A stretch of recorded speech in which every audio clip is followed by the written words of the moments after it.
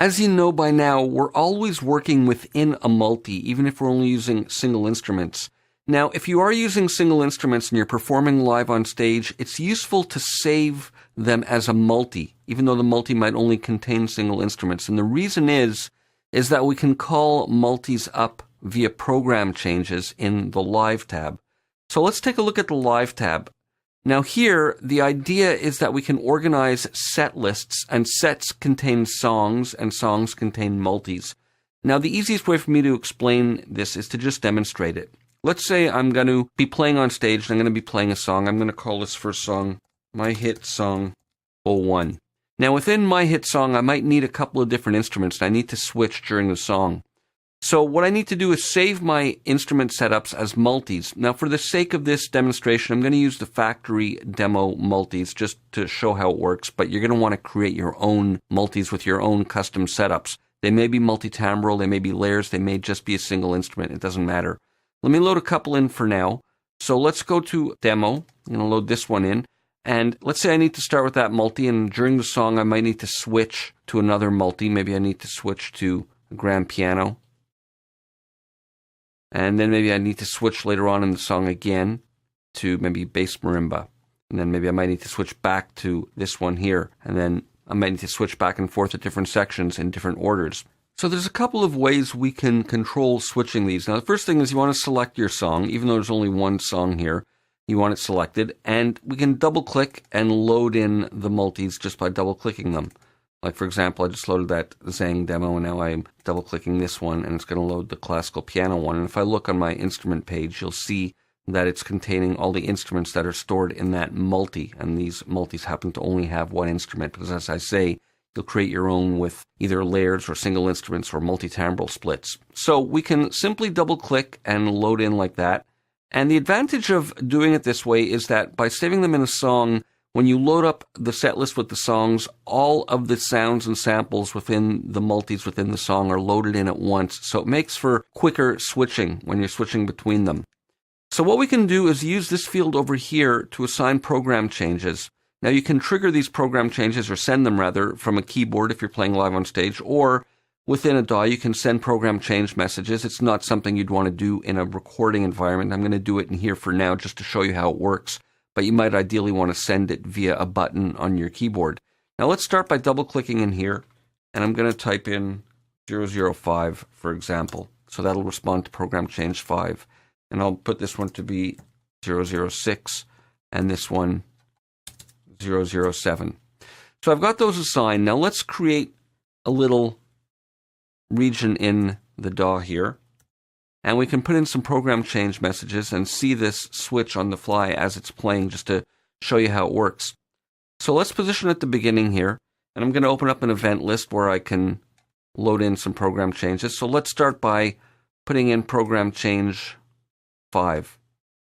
And then maybe a couple of bars later, I'll need to switch to program change 6.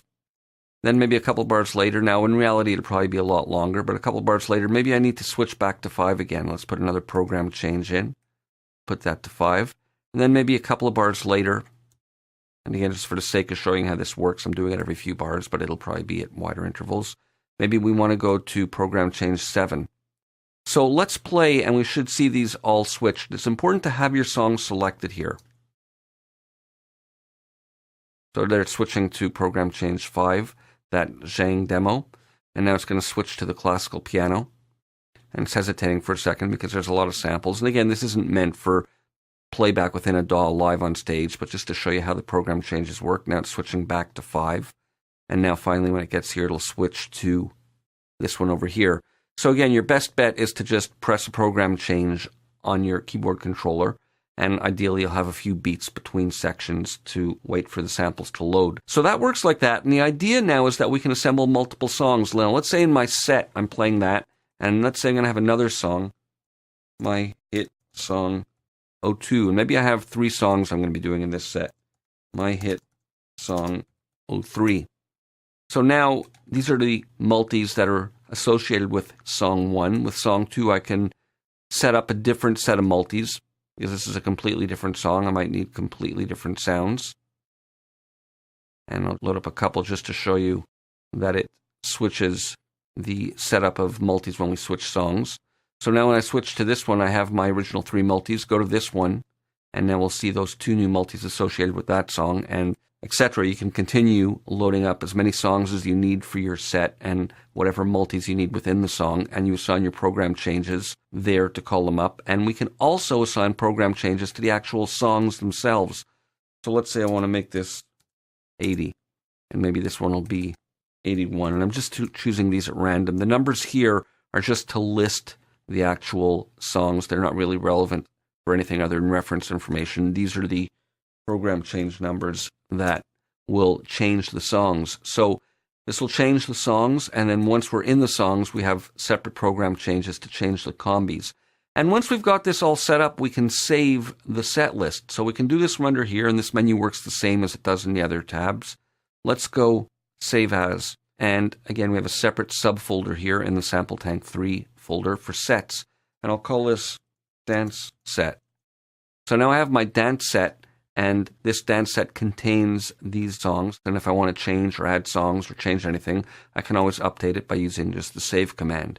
Now let's say I want to create an alternate dance set. Maybe let's go Save As, and we'll call this Dance Set for Bigger Shows, for example. So it's the same thing because I did Save As, but maybe in this one I want to customize it, and I'm going to be putting a different song there. It'll be my ballad hit, and that one might contain some different multis. And again, I'm just doing this real quick to show you how it works.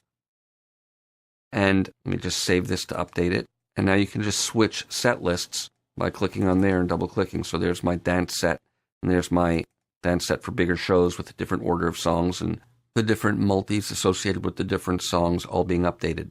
Let's take a look at how this works in the standalone mode. I've got that same set list loaded up, and I'm going to send program changes from my keyboard. Now, in a lot of cases, you may have to offset the program changes by 1 number, depending on if you're working on a scale of 0 to 127 or 128. So here's a program change, and it's calling up the next multi right now, and I can even call up the next song. Let me go back to program change mode and dial up to 81, and there it's just switched songs, and it's loading in all of the samples for that multi right now, and it'll become solid gray once they're all loaded in a moment. Quickly, there it is, it's fully loaded in now. They can quickly be called up since they're all loaded into memory, and there'll be minimal delay between the different multis when we switch them. Now, this actually isn't a good program change number assignment because we're at 81 to call that up, and if I scroll up to call one of those, I'm going to pass over 82 and it'll switch songs. So you need to be mindful of how you organize your program change numbers if you're using them for both songs and multis at the same time. So that's live mode, and I'll see you for more in the next video.